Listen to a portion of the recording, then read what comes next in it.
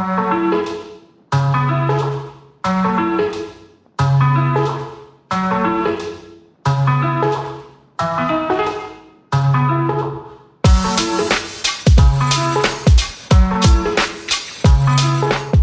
everyone, I am Icoso and I'm making a game called Minima. It's a chill platformer with very simple mechanics, and I've been adding some wall jumping into the game. I actually didn't know if I wanted this to be a feature or not, because it wasn't in the original version, but now that I've been playing around with it a bit more, I really like it, I think it's cool, and I don't care what you think, so you can go away. Also, because I am so good at coding, I had no issues with anything at all, don't even worry about it.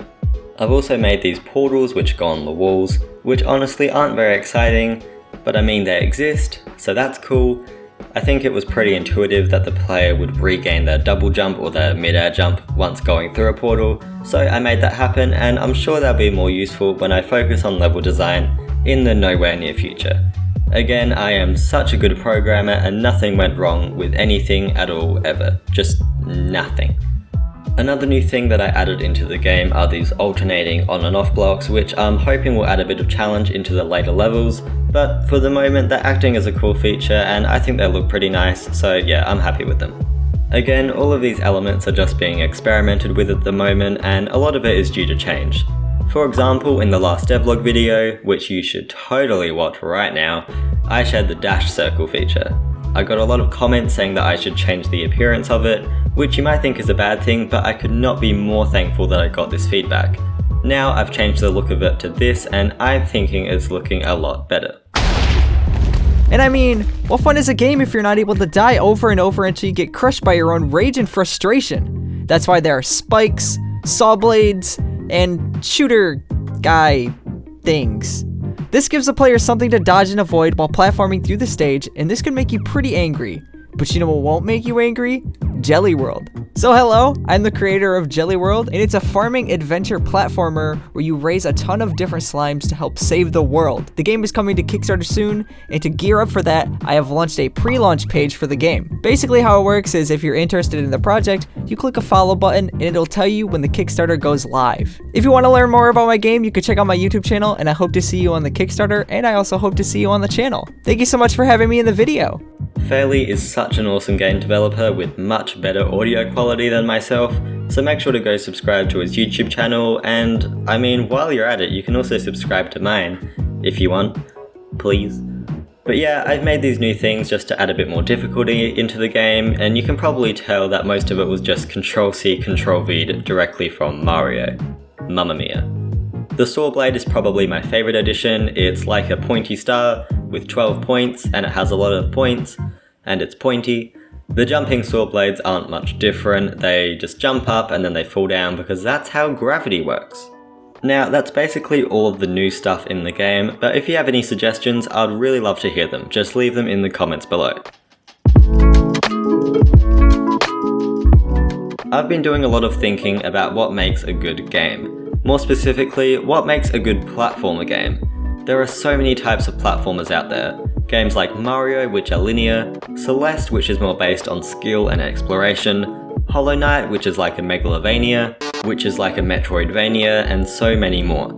Even though they have all of their differences, there are some fundamental ideas that these games share that just make them feel so good to play. My first point here is composition. What are the things that takes up space on the screen, where are they placed, how big are they, and stuff like that.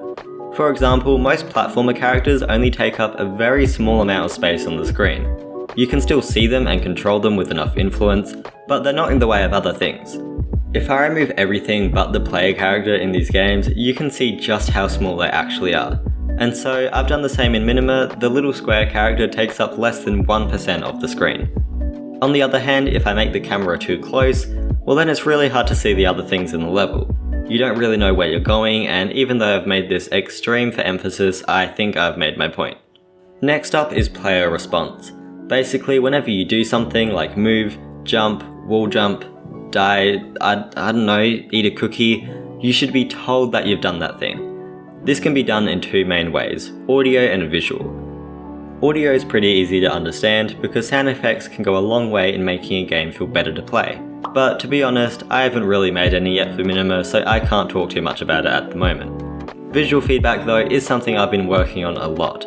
As you may know already, I'm using the Unity game engine, so that means I can use Unity's particle system. Memes aside, it's really cool how you can make so many effects with the particle system, and I have particles for jumping, landing, boinging, sliding, and all of that stuff. It makes the player feel more connected to the game world, as well as showing the player that they are actually doing things. You don't want to go overboard, and I've been tweaking a lot of the effects since the last devlog episode, which you should totally watch, and I'll probably tweak them more as development continues. Here's Minima without any particles, and you may not think it's a big difference at first, and I don't know, maybe you're right, I'm not that smart, please help me. Another piece of visual feedback which is very subtle but really powerful is squash and stretch. I really love how the player is animated when it jumps and lands on the floor, and I think it adds a lot to how the game feels to play. Another game that uses this mechanic really well is Celeste. You can see Madeline squashing and stretching whenever she jumps, which makes the gameplay feel really fluid and nice to use.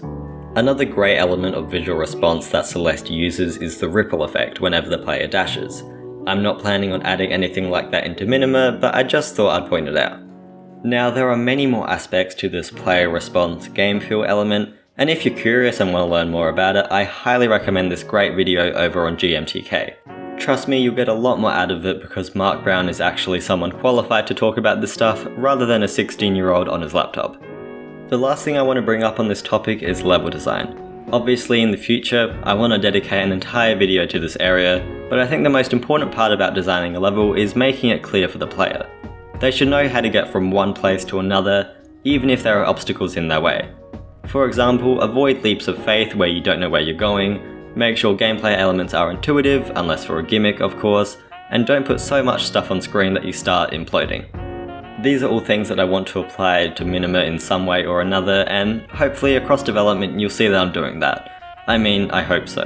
I'm hoping this will make it a good game. I mean, it obviously is a good game, it's the best game in existence, but I'm still trying to make it better, somehow.